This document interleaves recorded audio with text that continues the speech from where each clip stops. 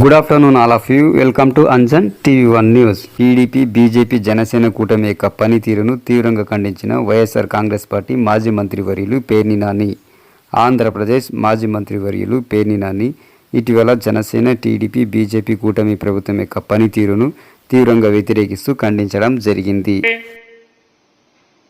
నారా లోకేష్ గారు ట్వీట్ చేశారు. 23 జూన్ 2024 10 గంటల 1 నిమిషం, ఉదయం 10 గంటల 1 నిమిషానికి ఆయన ట్వీట్ చేశారు.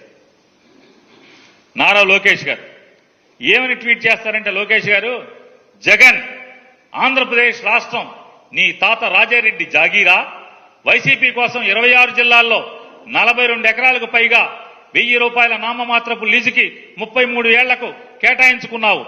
జనం నుంచి దోచుకున్న 500 కోట్లతో ప్యాలెస్ కడుతున్నావు. నీ ఒక్కడి భూదాహానికి కబ్జా అయిన 600 కోట్లకు పైగా విలువైన 42 ఎకరాల్లో 4200 మంది పేదలకు సెంటు స్థలాలు చొప్పున ఇవ్వచ్చు. నీ విలాసాల ప్యాలెస్ల నిర్మాణానికి అయ్యే 500 కోట్లతో 25,000 మంది పేదలకు ఇళ్లు కట్టి ఇవ్వచ్చు. ఆయన ట్వీట్ కింద మా పార్టీ ఆఫీస్ ఫోటోలు కూడా పెట్టాడు. నేను నారా లోకేష్ గారిని ఒకటే అడుగుతున్నాను, అయ్యా, నువ్వు పిల్లోడిగా ఉన్నప్పుడు నీ హైదరాబాదు మీ నాన్నగారు కట్టించినటువంటి పార్టీ ఆఫీసు ఏంటిది? ఇది పూరిపాక, రేకుల చెడ్డ? ఇదేమన్నా పోనీ ఒకే గది ఉన్నటువంటి స్లాబా? దీని చరిత్ర ఏంటి? దీని బతికేంటి? దీన్ని ప్రభుత్వం నుంచి పార్టీ ఆఫీసుకు తీసుకుని, పార్టీ ఆఫీసు నుంచి దీన్ని ఎన్టీఆర్ ట్రస్ట్ అని, ఇప్పుడు ప్రస్తుతం మీ అమ్మగారు చూస్తున్నట్టున్నారు దీనికి యజమాని, అంటే ట్రస్టీ కింద. అంటే నాకు తెలిసినంత వరకు తప్పు అయితే వెనక్కి తీసుకుంటున్నా, క్షమాపణ కూడా కోరుతాను. ఈ ట్రస్ట్ భవనానికి, ట్రస్ట్కి రాసేశారు. పార్టీ ఆఫీస్ స్థలాన్ని ట్రస్ట్కి బదలాయించారు. దీన్ని రెగ్యులరైజ్ కూడా చేసుకున్నారు, ఎందుకంటే నాన్నగారు సీఎంగా ఉన్నారు కాబట్టి. ఇది ఫస్ట్గా ఎన్టీ రామారావు గారు ఉన్నప్పుడు కేటాయించినటువంటి పార్టీ ఆఫీసు కేటాయించిన స్థలం ఇది. దీన్ని చంద్రబాబు నాయుడు గారు రామారావు గారిని పడేశాక, చంద్రబాబు నాయుడు గారు ముఖ్యమంత్రి అయిన తర్వాత, సబ్జెక్ట్ టు కరెక్షన్, నాకు గుర్తున్నంత వరకు చంద్రబాబు నాయుడు గారు సీఎం అయిన తర్వాతే దీన్ని పార్టీ ఆఫీసు ఆస్తిని ట్రస్ట్ ఆస్తి కింద బదలాయింపు జరిగింది. దాన్ని గవర్నమెంట్లో రెగ్యులరైజేషన్ కూడా జరిగింది. తప్పు అయితే వెనక్కి తీసుకుంటాను, మన్నించమని కోరుతాను. ఈ ఆఫీస్ ఇదేమన్నా రేకుల చెడ్డ హైదరాబాద్లో? దీంట్లో ఏం నడుస్తుంది? పార్టీ ఆఫీస్ నడుస్తుందా, లేకపోతే యోగా గీగా ఏమైనా చేస్తున్నారా దీంట్లో? ఈ ట్రస్ట్లో ఏం స్వచ్ఛందం నడుస్తుంది ఇవాళ? ఇది మీ నాన్నగారి చరిత్ర. ఇక మంగళగిరిలో జీవో 33 ఏళ్లకుంటే మీరు 99 ఏళ్లకి మీరు తప్పుడు లీజు తీసుకున్నటువంటి ప్రభుత్వ భూమి. దీంట్లో చెరువులు, కుంటలు, బోధులు అవి కూడా ఉన్నాయని చెప్తున్నారు. దీనికి ప్లాన్ ఉందా? ఒకసారి ప్లాన్ ఉంటే చూపించండి. ఒకసారి మొత్తం భూమి మొత్తం ఎంత ఉంది కొలతలేద్దామా? కొలతలేయించండి. ఇదేమన్నా రేకుల షెడ్డా? ఇదిగో మంగళగిరి ఆఫీస్, ఇది రేకుల షెడ్డా? చూడండి, పూరిపాక, మీరు కట్టినటువంటి పూరిపాక ఆఫీస్. మీ కష్టార్జితంతో చెమటోడ్చి, రక్తాన్ని చెమటగా మార్చి, పైసా కూడబెట్టి కట్టినటువంటి పూరిపాక. ఇదిగో ఈ మీరు కట్టినటువంటి పార్టీ పూరిపాక ఆఫీసులు, రేకుల షెడ్లు. ఇదొక యాంగిల్ మంగళగిరి ఆఫీసే, ఇంకొక యాంగిల్, 3 యాంగిళ్ళు చూపిస్తున్నా మీకు. వీటిని ఏమంటారు? రేకుల షెడ్లా, పూరిపాకలా, తాటాకి పాకలా? కాకినాడ ఆఫీసు ప్రభుత్వ స్థలం, ఎకరా 1000 రూపాయలకి లీజుకు తీసుకుని, మీ నాన్నగారు 2014 తర్వాత ముఖ్యమంత్రి అయిన తర్వాత జీవో నెంబర్ 340 ద్వారా మీరు లీజుకు తీసుకుని కట్టినటువంటి పార్టీ ఆఫీస్. రేకుల షెడ్, పూరిపాక. ఇదిగో తాటాకులు కనపడుతున్నాయా లోకేష్ గారు?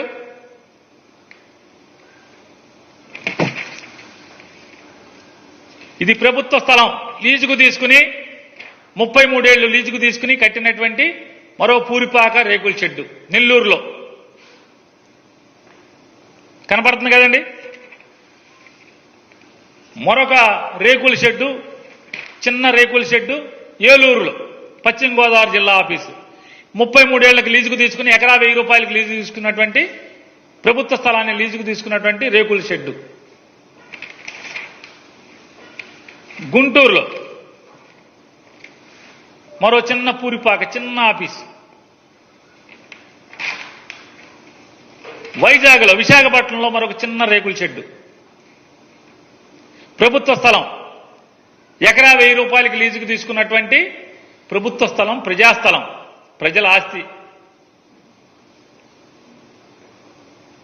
చాలా తక్కువకి చందాలు లేకపోతే మీ రక్తాన్ని చెమటగా మార్చి తాటాకులు ఈతాకులతో వేసినటువంటి పెద్ద చిన్న పందిరిది పార్టీ ఆఫీస్ పందిరి. ఇది లోకేష్ గారి భాగవతం. ఆయన ట్వీట్ చూశారు కదండి, లోకేష్ గారి ట్వీట్ చూశారు. రాజ్మహల్ అంటే ఇవన్నీ ఏంటి?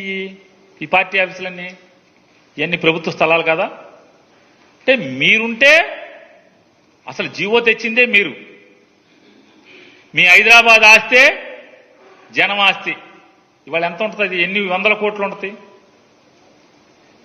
హైదరాబాద్లో తెలుగుదేశం పార్టీ ఆఫీస్ని రేపొద్దున తెలుగుదేశం పార్టీ ఎవరన్నా లాక్కుంటే కూడా ఎన్టీ రామారావు గారిని పడేసి పార్టీని మీరు లాక్కున్నట్టుగా, మీ నాన్నగారు లాక్కున్నట్టుగా మీ దగ్గర నుంచి ఎవరన్నా లాక్కుంటే కూడా ఆస్తి వాళ్ళకి వెళ్లకుండా దాన్ని ట్రస్ట్ పేరు మీదకి బదలాయించి ఆ ట్రస్ట్లో మీరే ఉంటారు. ఆ ట్రస్ట్ ఇవాళ ఆస్తి అంతా కేబీఆర్ పార్క్ ఎదురుకుండా ఉన్నటువంటి ప్రభుత్వ స్థలంలో కట్టినటువంటి ఇచ్చినటువంటి పార్టీ ఆఫీసు విలువెంత? తాడేపల్లి క్యాంప్ ఆఫీసు ప్యాలెస్ అని మాట్లాడతాడు లోకేష్ గారు మాటకి.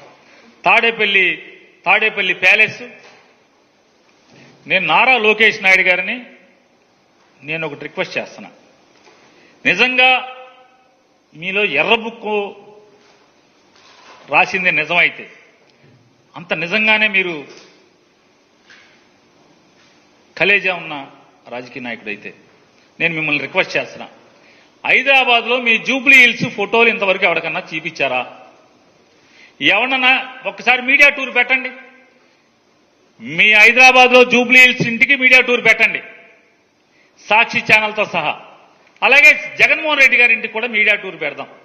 లేదా ఒక రిటైర్డ్ జడ్జితో వాల్యుయేషన్ కట్టిద్దాం. ఒక టీం వేద్దాం,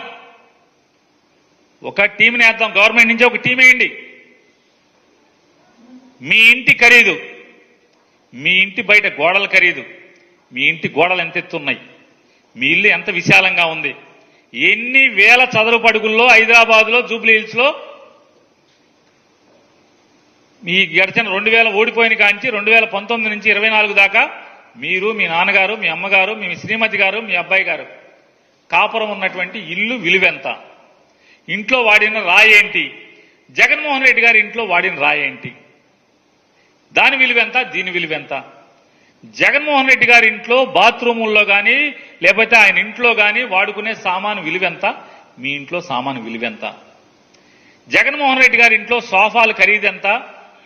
మీ ఇంట్లో మీరు వాడుతున్న సోఫాలు ఖరీదెంత? ఆడిట్ చేద్దాం రండి.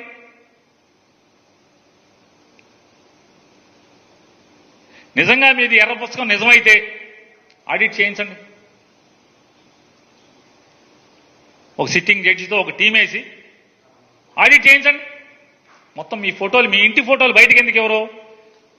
పవన్ కళ్యాణ్ గారు కూడా మీ ఇంటికి వస్తే మీ ఇంటి లోపల సోఫాలో కూర్చున్న ఫోటో ఇస్తారు తప్పితే మొత్తం మీ ఇల్లంతా ఎందుకు తీయనివ్వరు? తీయాలి కదా. మీ ఇల్లు ప్యాలెస్. ఇంతవరకు ఈ ప్రపంచానికి కనీసం ఎవరికి గృహప్రవేశానికి భోజనం కూడా పిల్లలేదు కదా ఎవరిని. మీ ఇంటే రానివ్వరు కదా, ఫోటో తీయనివ్వరు కదా.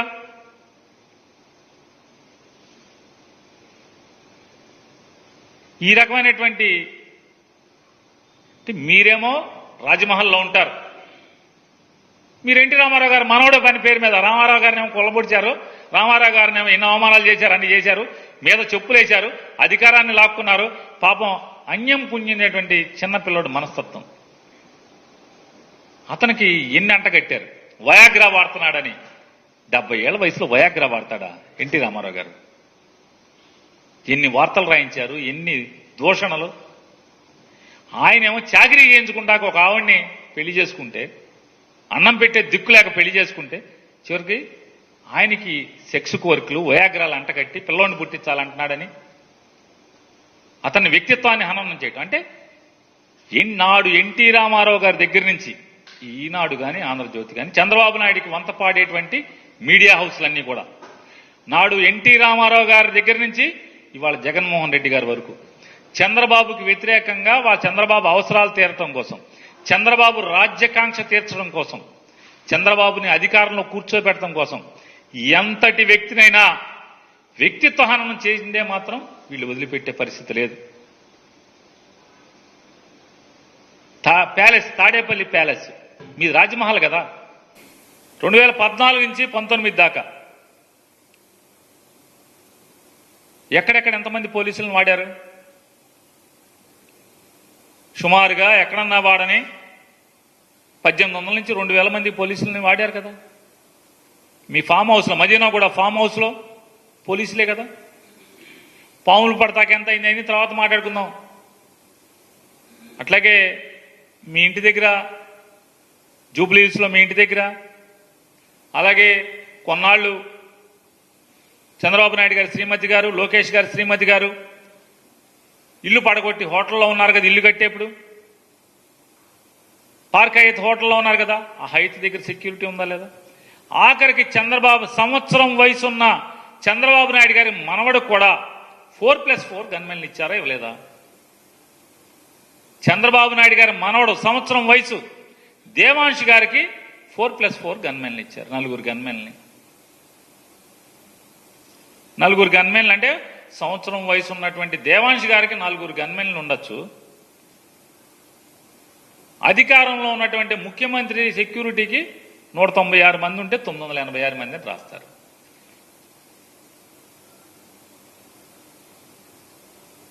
భువనేశ్వర్ గారికి ఉండేవాళ్ళు గన్మెన్లు, బ్రాహ్మణి గారికి ఉండేవాళ్ళు గన్మెన్లు. నేను ఉండటం తప్పని నేను అంటలా. ఏమండి రామోజీరావు గారు అబ్బాయి గారు, నేను ఉండటం తప్పని నేను అంటలా. మళ్ళీ తప్పుడు వార్తలు రాయబాకండి. తప్పేముంది మీకు అంటే పోలీసు సెక్యూరిటీ రివ్యూ మీటింగ్లో చంద్రబాబు నాయుడు గారి శ్రీమతి గారికి, కొడుకు గారికి, కోళ్ల గారికి, లోకేష్ గారు మంత్రి అవ్వకుండా కూడా సెక్యూరిటీ ఇచ్చారు. Z+ security. లోకేష్ గారు ఎమ్మెల్సీ అవ్వకుండా, మంత్రి అవ్వకుండా కూడా ముఖ్యమంత్రి కుమారుడి హోదాలో Z+ సెక్యూరిటీ ఇచ్చారు. ఇవ్వటం తప్పని నేను అంటలా, అవసరం లేదని నేను అంటలా, తప్పు పడతల్లా. అంటే ప్రాణాలు లోకేష్ గారి, చంద్రబాబు నాయుడు గారి, అండి రామోజీరావు అబ్బాయి గారు, చంద్రబాబు నాయుడు గారి, లోకేష్ గారి, లేకపోతే లోకేష్ గారి భార్య, చంద్రబాబు నాయుడు గారి శ్రీమతి గారి, లోకేష్ గారి అబ్బాయి గారి ఏ ప్రాణాలు జగన్మోహన్ రెడ్డి గారి ప్రాణాలు కాదా అని అడుగుతున్నాను. ఇంత తప్పుడు వార్తలు రాయాలా? ఇంత విషం చిమ్మాలా? మీ కసి తీరిపోయింది కదా. మీ విష ప్రచారంతో, ల్యాండ్ టైటిలింగ్ యాక్ట్తో, ఇట్లాంటి దుర్మార్గమైన రాతలతో జగన్మోహన్ రెడ్డి గారి దగ్గర నుంచి అధికారం లాక్కున్నారు కదా. మీకు సమ్మగానే ఉంది కదా. ఇంకా మీకు కసి తీరలేదు. ఇంకా తప్పుడు వార్తలు వండి రాస్తారు. ఫేక్ న్యూస్ ఫ్యాక్టరీల నుంచి మీరు ఎన్ని చేసినా ఖచ్చితంగా మేము మా గొంతిప్పి సత్యాన్ని, నిజాలని ప్రపంచానికి చెప్తానే ఉంటాము. అలాగే జగన్మోహన్ రెడ్డి గారు బెంగళూరు దగ్గర 5.5 ఏళ్ల తర్వాత, 6 ఏళ్ల తర్వాత బెంగళూరు వెళ్ళాడు. ఆయన వెళ్తే బెంగళూరు మొత్తం ఈ ఛానల్స్ లేకపోతే అలా ఈ ఫేక్ న్యూస్ ఫ్యాక్టరీల నుంచి కాంగ్రెస్ పార్టీలో విలీనం చేయడానికి జగన్మోహన్ రెడ్డి డీకే శివకుమార్తో కలిశాడు. కాంగ్రెస్ పార్టీలో వైఎస్ఆర్ కాంగ్రెస్ పార్టీని విలీనం చేసేస్తాను, తాడేపల్లిలో ఉంటేనేమో చంద్రబాబుతో భయం, హైదరాబాద్లో ఉంటేనేమో చంద్రబాబు నాయుడు శిష్యుడు రేవంత్ రెడ్డితో భయం, ఏం చేస్తాడో అని. బెంగళూరులో ఉంటే డీకే శివకుమారును, ఆయన బెంగళూరు కర్ణాటక సీఎం ఉన్నాడు కదా సిద్ధరామయ్య గారు, వాళ్ళు ఏం చేసేస్తారనే భయం.